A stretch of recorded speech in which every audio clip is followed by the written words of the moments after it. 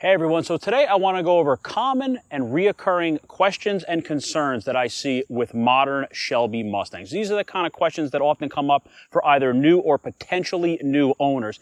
And there's things that they may have noticed about the cars that they're not really sure about, and they're worried that that potentially could be an issue with the car.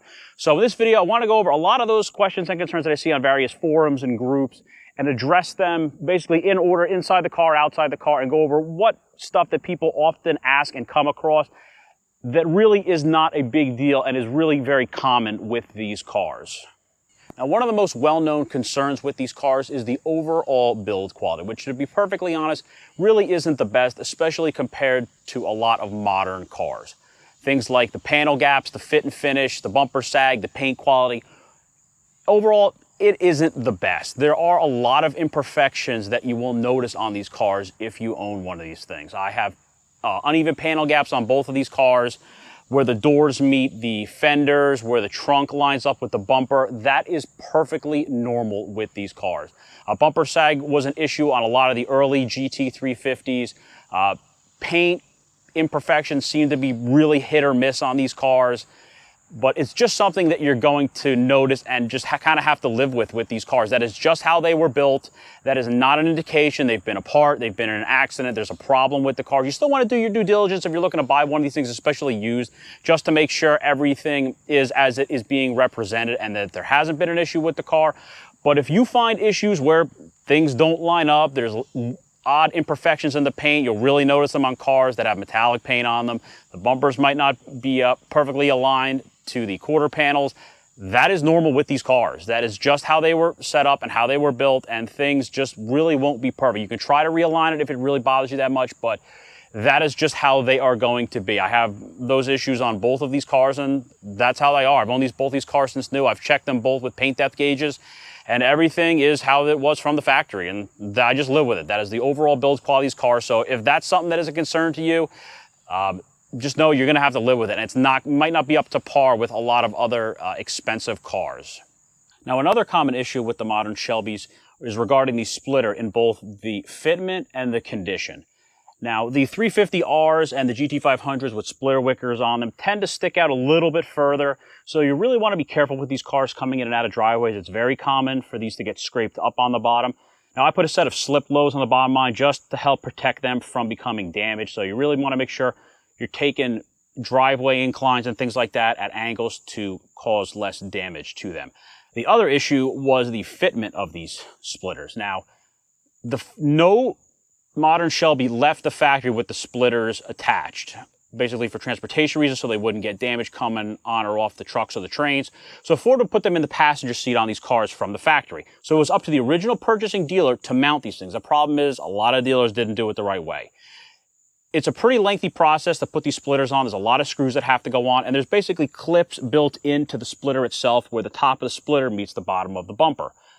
The problem is that under very high-speed driving or track use, the splitters, if they're not installed correctly and those clips aren't locked in, the center section can actually start to bow. And some owners have actually reported that they've actually touched the ground, that they've bowed so much and has actually caused damage to them. So what you really want to look for is basically in between here. There should be no gap here, and you should not see any of those little plastic clips. I'll throw a picture up of what it looks like when they're not installed correctly. Sometimes, if they're not in all the way, you can push the splitter up into the bumper and you can actually hear them click and lock into themselves. Sometimes you got to take it off and start over again. So that is another concern that you want to look for with these things, to make sure that that splitter is properly locked onto the bumper.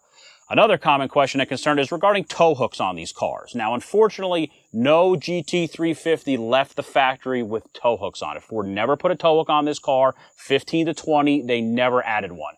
There are aftermarket tow hooks available. Some of them involve cutting and permanent modifications to the cars. Some of them do not. Some of them you have to take the front fascia off to mount them onto the crash bar, and it is a somewhat involved process to add a tow hook to this car. But unfortunately, like I said, no 350 has a tow hook from the factory. You see one with a tow hook, somebody added it on after. Fortunately, Ford got the message by the time the GT500 came along, and they mounted basically a bung into the crash bar on the front of the GT500. So all of the 20 to 2022 GT500s do have a tow hook from the factory. So there's basically a little trap door that has to get moved out of the way and taken off. and they have a little toe hook that threads into it. So it is much easier to tow a 500 than a 350. With this car, you have to utilize a Stokes, a bridle strap rather, to tow it on the bottom of the chassis. Now, another common concern with these is the accumulation of brake dust on the wheels. This being a high-performance car with high-performance brakes on it, the dust accumulates very quickly. You can thoroughly wash the wheels on this car. You'll take it out for one drive, and you already notice the brake dust is starting to build up. That is completely normal with these cars. Now, there are some aftermarket pads available that cut down the brake dust accumulation dramatically. However, some owners have reported that it does tend to decrease the snappiness and grabbiness of the brakes. I don't think it's a tremendous amount, but it's enough where they say that it is noticeable. So that's kind of something that you would need to decide for yourself what's more important, the braking performance or the dust accumulation on the wheels. Now, for owners with the carbon fiber wheels, GT500 carbon fiber track pack cars or GT350Rs, the front wheels have this spray-on ceramic coating that is put on the wheels by Carbon Revolution from the factory. That is essentially there to keep heat away from the barrels of the wheels if the brakes get extremely hot, like if you're track driving a car.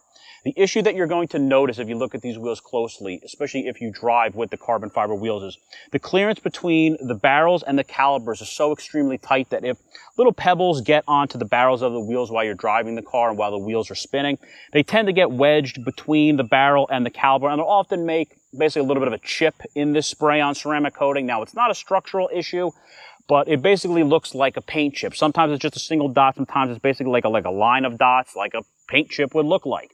So if you're looking at the wheels closely, it is very common to see those that do drive their carbon fiber wheels, they'll get little chips on that. That's basically from rocks just getting wedged between the barrel and the caliper. I have that on my GT350R. I've seen it on other cars with carbon fiber wheels on it. That is normal. Like I said, it's not a structural issue. It's basically a cosmetic issue. So don't be concerned about that being a big deal if you notice that on a carbon fiber wheel.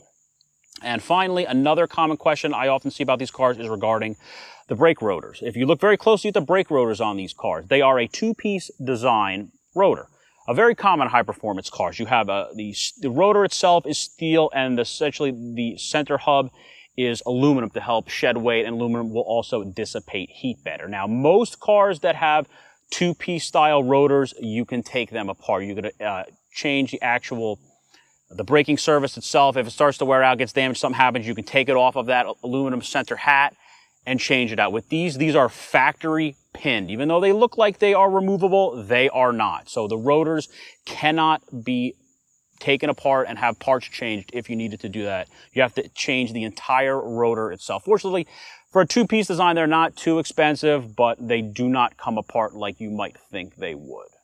And then finally, one last little exterior nuance you will notice if you own one of these cars, and that's the exhaust valve cycling. For some reason, the exhaust valves like to randomly cycle on these cars. You don't have to unlock the car. You don't have to open the door. You can just be in the garage doing something, not bothering the cars at all, and you'll hear the exhaust valve start to cycle on these things. It's probably some sort of data upload with these being online with the Ford systems, but they will do that. You'll be in the garage, you'll hear the exhaust valve open, close, and that's it. So that's just something you're going to notice with these cars. It's not a problem. It is completely normal, and they're actually pretty loud, especially the GT350. You will definitely hear these things cycle, so you'll be wondering, what the heck was that? And it's this thing cycling on its own. Completely normal, nothing to be concerned about. Now, just like on the exterior of these cars, there are a lot of common questions and concern regarding aspects underneath the hood. One of the most common ones I actually see is regarding this hood latch. Now, you'll see that the ends of the latch are body colored and the center is black. That is normal. A lot of people think that that is an indication that the hood has been resprayed.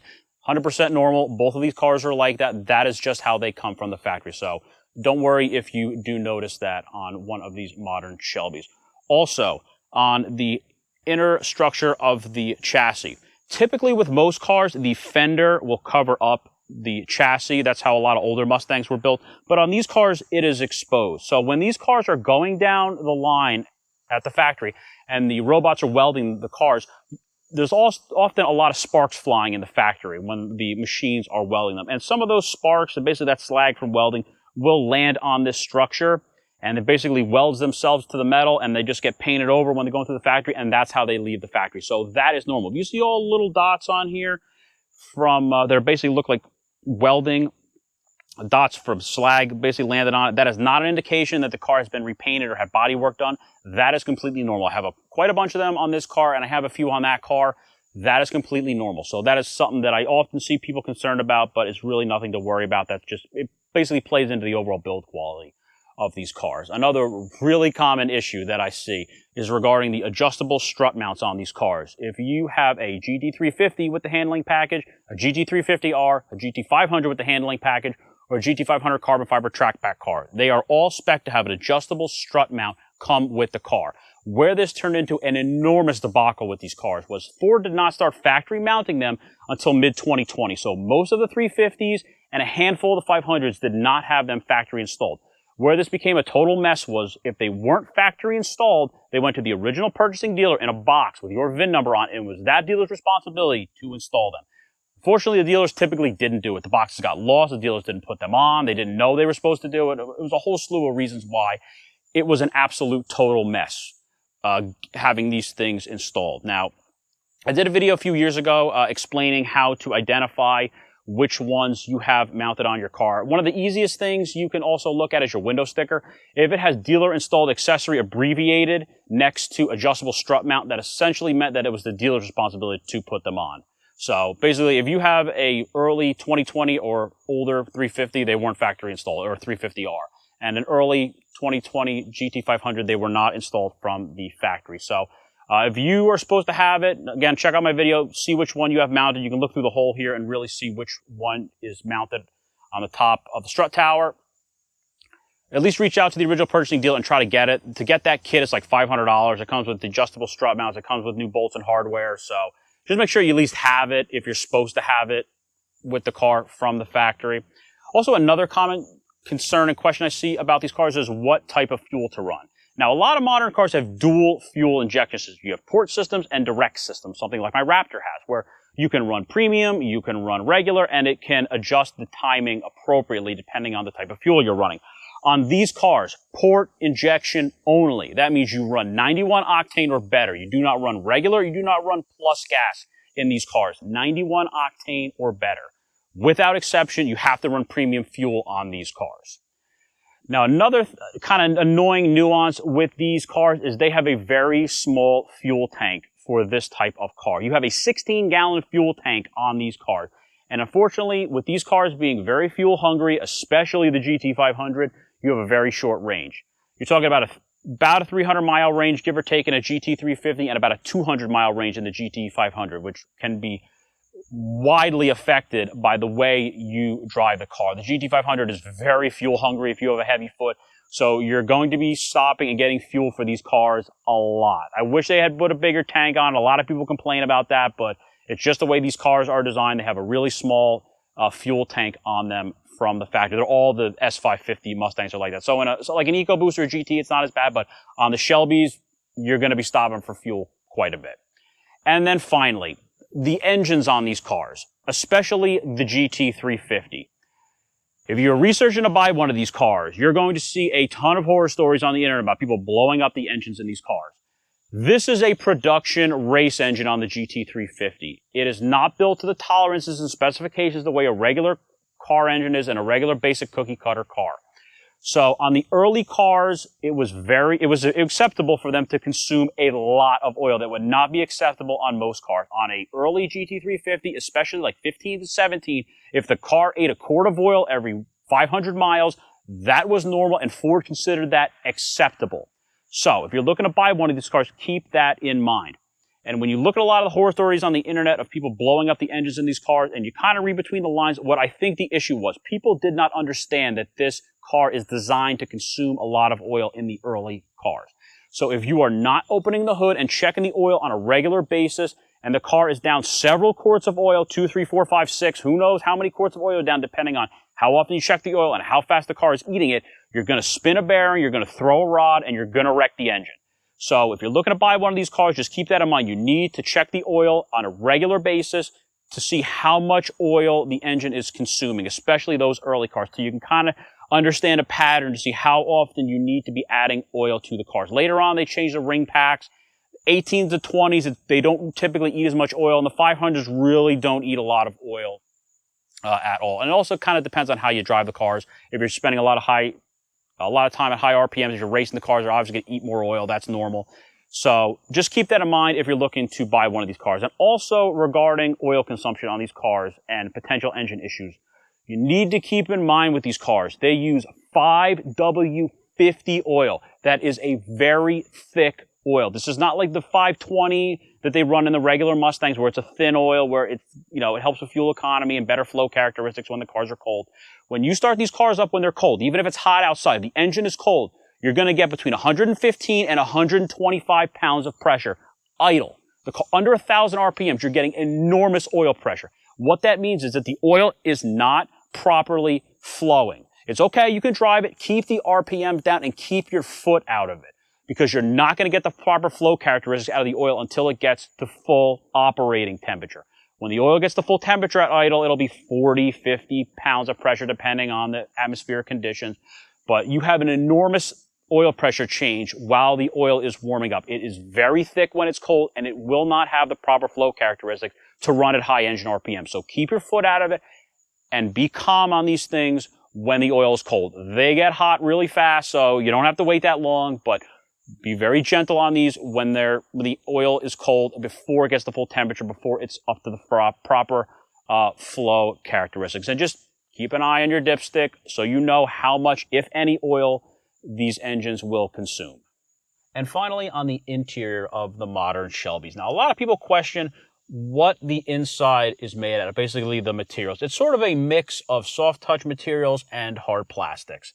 You have soft touch materials on things like the top of the dashboard, the sides of the door, the lower sections of the door, parts of the steering wheel. And you do have some hard plastics. The center console, the infotainment systems, the climate control, some of the trim pieces in the back on the various pillars. Overall, I think it's a pretty good blend of materials. You don't buy this car for the build quality. You don't buy this car for the interior materials that are used. You buy this car for the performance. These cars offer an amazing performance value for the dollar. These cars are absolutely incredible what they are capable of doing. But, they have to find ways to keep the cost down, and that is not using things like Alcantara and leather on things like on the dashboards and throughout the interior of the car like you do on a lot of really high-end luxury cars. So overall, I think it looks good. It doesn't have really a cheap look to it, but, it does have some hard plastics on the inside. That is just the way that these cars are constructed. Also, there are some buzzes and rattles you're getting these cars. On the 350R, I get a little bit of a rattle on the passenger side seat pillar. On this thing, I get a little bit of a rattle sometimes on the driver's door. Sometimes you get it, sometimes I don't. It's certain speeds, certain engine RPMs. You're going to notice little buzzes and rattles. And if it bugs you, you're probably going to have to take pieces off and try to isolate where they're coming from. Again, doesn't happen on every car in the same spot, at the same speed. All the cars are different. Sometimes I get it, sometimes I don't. But you will notice small buzzes and rattles on some of the interior trim pieces on these cars. Again, it's just the way they're built. That is completely normal with these cars. It's not an indication there's a problem with the car. Also, another thing I see a lot that's kind of funny is the questions about the floor mats on these cars. These are just black, standard, basic floor mats. There's nothing special about the floor mats in these cars. They don't say Ford. They don't say Ford Performance. They don't say Shelby or GT350 or GT500. They're just black mats. They have no printing on them. That's how they all are from the factory. So if you do see a Shelby with some sort of embossing or some sort of logo printed onto the mat, that's aftermarket. All the ones from the factory are just a basic black mat with nothing on them. Also, another thing I've seen brought up a lot is this carbon fiber interior panel regarding glare on. Now, this was an option on 19 and 20 GT350s, option on all the GT500s, and standard with carbon fiber track pack. This absolutely beautiful gloss, high gloss interior carbon fiber panel that goes all across the dashboard to really help tie in that carbon fiber look of the cars. Some people have a complaint about glare on these things. I have them on both of these cars. I have never, even before I had the windows tinted, I never had an issue with glare on this. I guess it was speculation to a lot. I've only heard one person actually say they had an issue with glare on it, but I think that was speculation just because it is so high gloss. Like I said, I've never had an issue with glare on this, and I would much rather have this because I like the way it spruces up the interior with that real deal carbon fiber look on this interior carbon fiber panel. There was no rear seat option on the GT350Rs and on the GT500 carbon fiber track packs, which is what both these cars are. So you couldn't get a rear seat on these cars from the factory. People have gone out and sourced all the parts needed to put a rear seat in the carbon fiber trackback GT500s or the GT350Rs. Ford did offer it in the 350Rs as an accessory from the Ford parts catalog for a number of years. I don't think it's available anymore. And then I have seen people source rear seats out of base GT500s. They'll get all the necessary parts to put a rear seat in. It's really not a big deal. Obviously, you just need the upper and lower seat pads, and then you need the buckles. All the mounts are there since they have it from the factory on the base cars. So it's not a huge deal, but you can't get it standard from the factory if you want to put a rear seat in basically any of the cars that come with carbon fiber wheels for the most part. That's pretty much the easiest way to explain it. And then also, these cars did not have a spare tire. That's another thing I see. There are companies that make a spare tire setup for these cars that have the correct diameter wheel, and it comes with the jack and all the related tools that you need for it. But from the factory, no spare tire on these cars. There was no option for spare tire on these cars. You basically got a inflator that had essentially a can of Fix-A-Flat built into it. I personally will never use that thing. I'm not going to mess with it. It makes a mess on the inside of the wheel. So I guess if you really need to and you're stranded and have no other option, you can do that. But there is no factory spare. You got to use that inflator with the Fix-A-Flat in it, if it would even work for the type of puncture you might have in the tires.